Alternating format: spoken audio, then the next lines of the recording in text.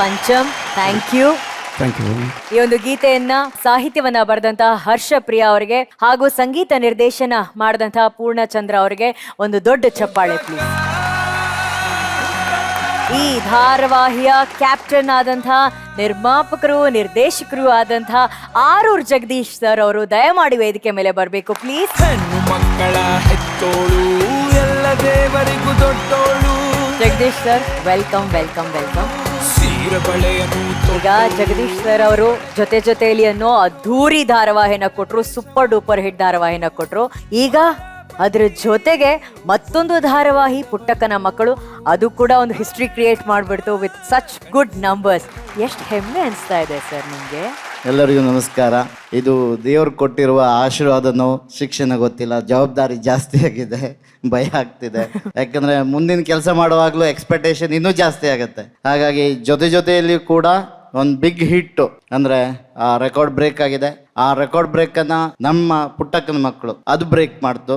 ಹಾಗೆ ಇನ್ನು ನೆಕ್ಸ್ಟ್ ಬರೋರು ಕೂಡ ಅದನ್ನ ಬ್ರೇಕ್ ಮಾಡಲಿ ಅಂತ ನಾನು ಆಶಿಸ್ತೀನಿ. ಎಲ್ಲ ಸಕ್ಸಸ್ ಸಿಗಲಿ, ಎಲ್ಲರ ಆಶೀರ್ವಾದ ಹಾರೈಕೆ ಎಲ್ಲ ಟೀಮ್ ಮೇಲೂ ಇರಲಿ ಇದೇ ಥರ. ಸೂಪರ್ ಸಿಂಪಲ್ ಆಗಿ ಹೇಳ್ಬಿಟ್ರು ನಮ್ಮ ಡೈರೆಕ್ಟ್ರು.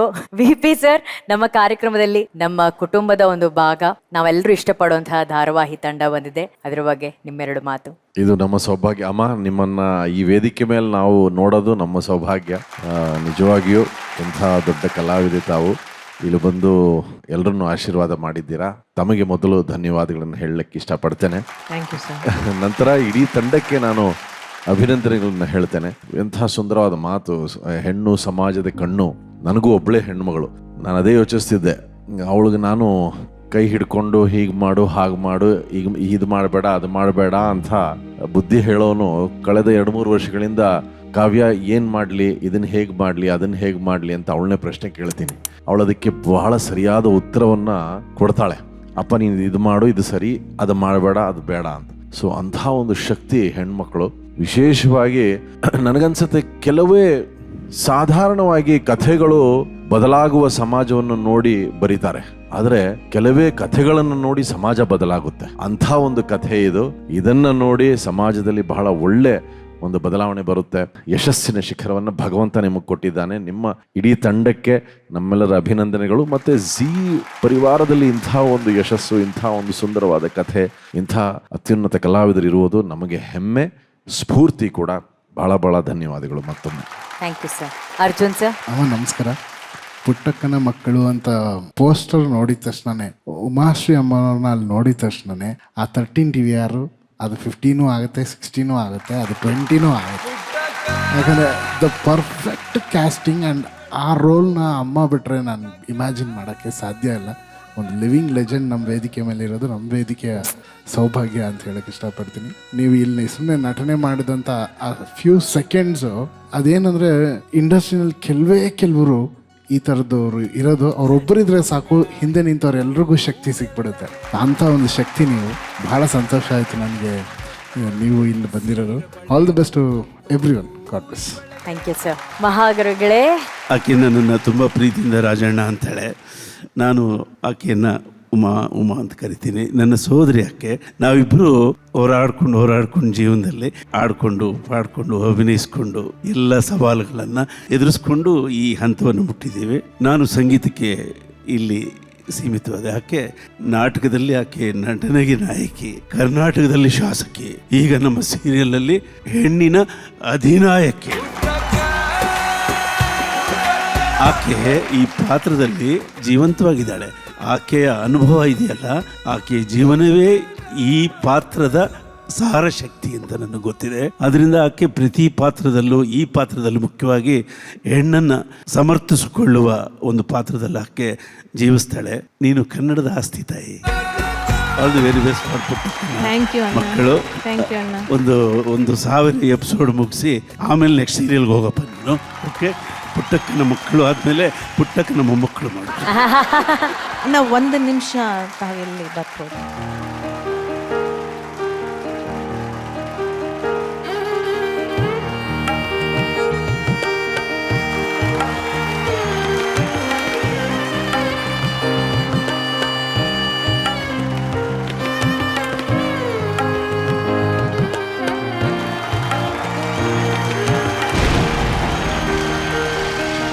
Thank you Zee.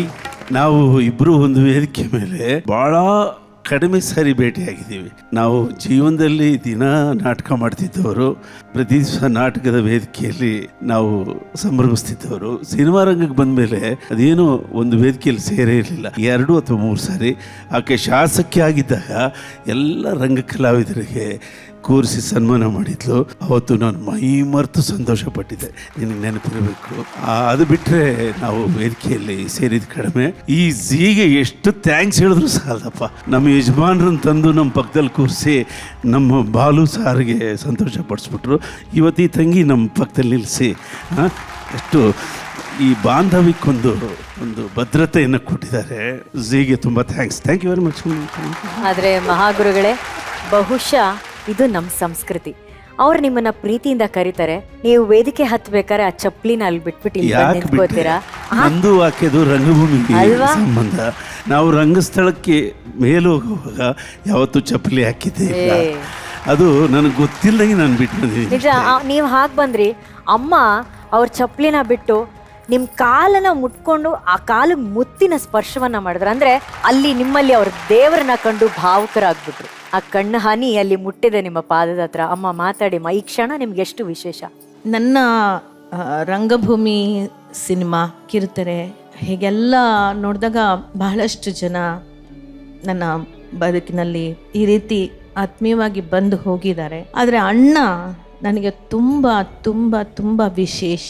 ಅವ್ರು ನನಗೆ ತುಂಬ ಸ್ಪೆಷಲ್. ಅಣ್ಣನ ನೋಡಿದ್ರೆ ನಾನು ತುಂಬ ಭಯ ಪಡ್ತಿದ್ದೆ. ನಾನು ಅಣ್ಣನ ಮುಂದೆ ನಾನು ಹೋಗ್ತಿರ್ಲಿಲ್ಲ. ನಾನು ಈಗಲೂ ಅಷ್ಟೇ. ಅಣ್ಣ ಅಂದರೆ ನಾನು ಒಂದು ಹೆಜ್ಜೆ ದೂರನೇ ಇರ್ತೀನಿ. ನಿಮಗೆಲ್ಲ ಆಶ್ಚರ್ಯ ಆಗ್ಬೋದು.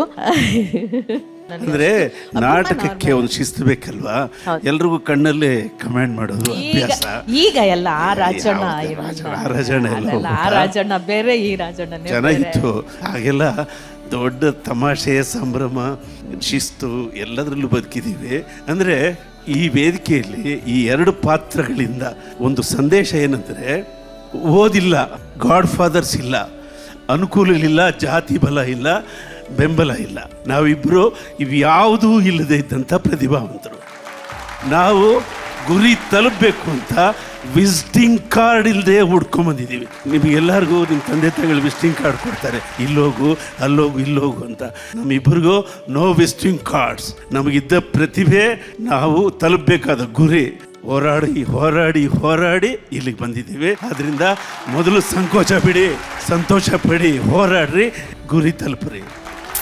ನಮ್ಮ ಅಣ್ಣನಿಗೆ ಒಳ್ಳೇದಾಗಲಿ. 100 ವರ್ಷಕ್ಕಿಂತಲೂ ಹೆಚ್ಚು ಆಯುಷ್ಯ ಭಗವಂತ ಕೊಡಲಿ.